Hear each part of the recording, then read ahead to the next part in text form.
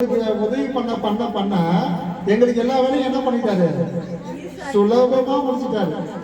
நான் அலைஞ்சிருந்தோம்னா நம்ம வண்டி கொடையோட ஜீப்ல போட்டுட்டு 10,000 ரூபாய்க்கு டீசல் போட்டுருக்கணும், 4 தடவை அலைகிறது. அப்புறம் போற பாக்குறவர்கிட்டலாம் காசு கொடுக்கணும், அப்படித்தானே?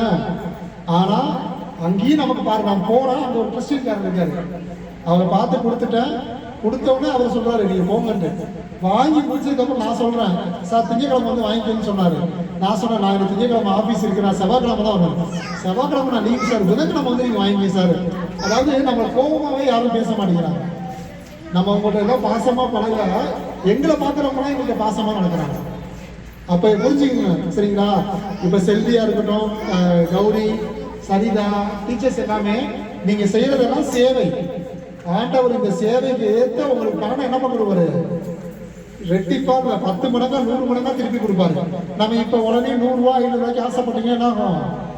100 ரூபாய் 500 ரூபாய் கிடைச்சிடும். ஆனா எவ்வளவு வேணும் உங்களுக்கு? நித்தியத்துக்கும் வேணும், சரிங்களா? நிறைய பேருக்கு வீடு இல்லை, வீடு வேணும், குழந்தை இல்லாம